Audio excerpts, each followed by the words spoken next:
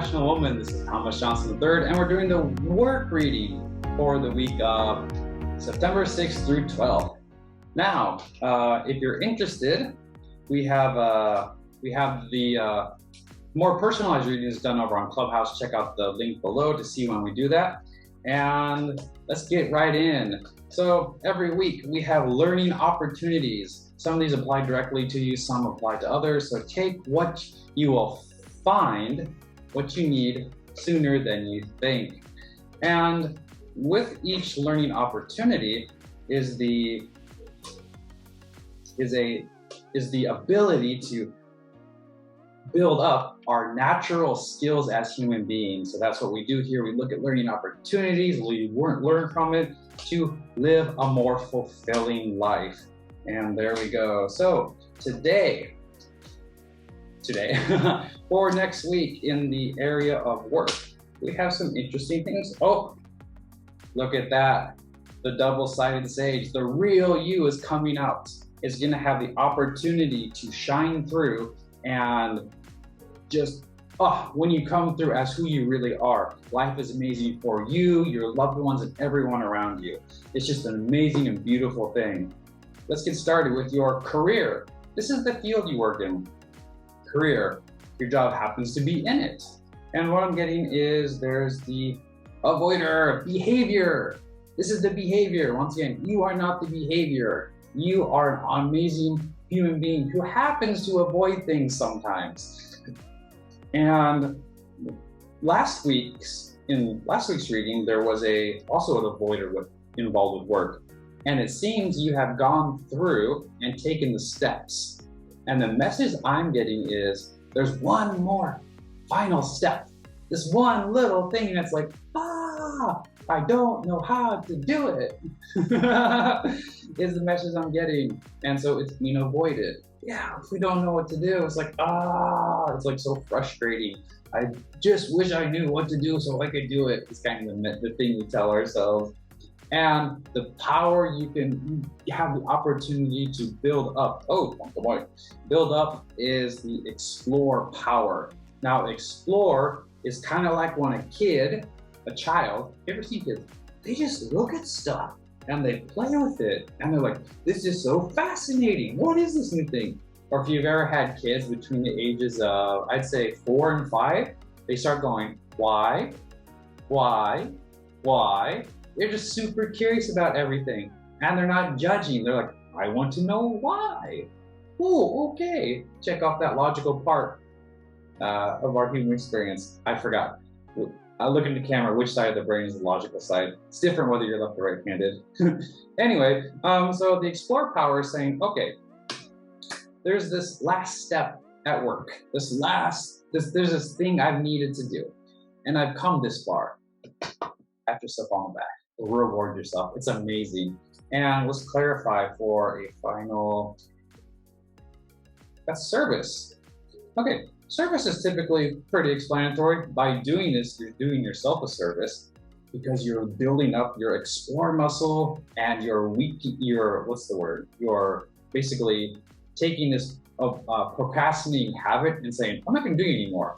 So when other important things come up, you're able to do it a little faster, a little sooner, a little less stress, and just, let's one more. Health.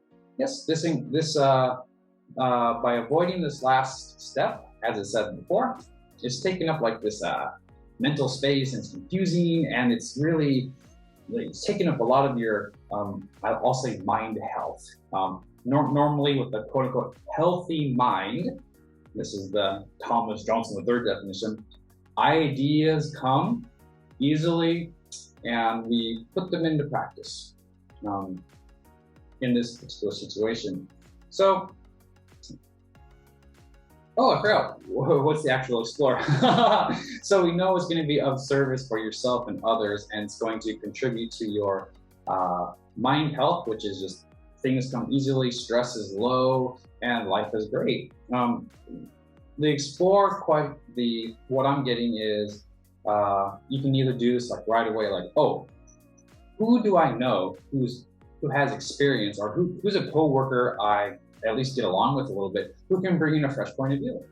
And I can tell them, hey, So I'm doing this, and I've come up to this point. This next step is the last step. I'm not sure what to do. So it's saying explore that. You can ask it, or you can journal it, write it down. Writing down, it helps so immensely. And be of service to you, the person you ask, because they'll feel amazing that you are trusting them and they want your, people love to help.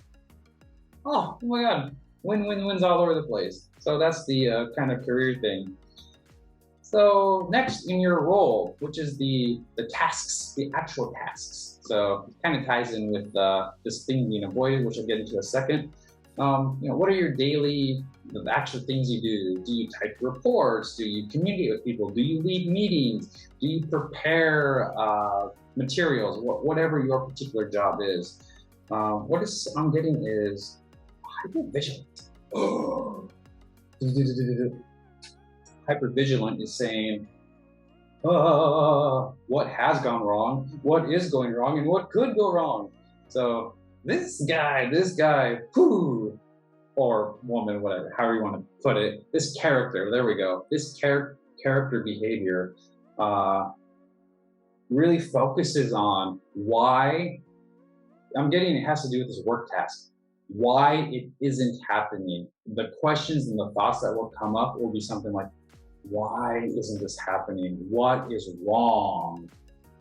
Whereas, I believe the quote was something like, leaders focus on the problem 5% and the solution 95%. Now, if it's anything other than that, then it looks like we're avoiding the task. When actually what's happening is there's this not knowing how to do it. Then, oh, what's wrong? Because I don't know how, I'm not good enough. I mean, these crazy thoughts go through our head, which, not surprisingly, the empathize power comes up. Empathize, once again, what does this mean? In this context, it means two things. How can you love yourself and how can you love others? Which means, how can you be compassionate with yourself and others? Which can also mean, what's something you love to do and do it? I mean, loving yourself is doing stuff you love to do, inviting other people. I mean, there's things we're really good at. When we do those things, we feel amazing. That's the same as loving yourself. And asking people for advice or help. You're loving them because you're trusting them to bring you the information that is needed to move forward with this task. Now let's clarify on this. Let's clarify just to see what this, to tie it with the empathy or the empathize power. Learn. So what I'm getting here is learn how to ask for advice more often. This is work related. So what I'm getting is there's people you can ask, and you know you can. However, there's this, what could go wrong if I ask them, is the message I'm getting. What will they think of me? That might be your exact reaction. It's saying to learn how to ask for help.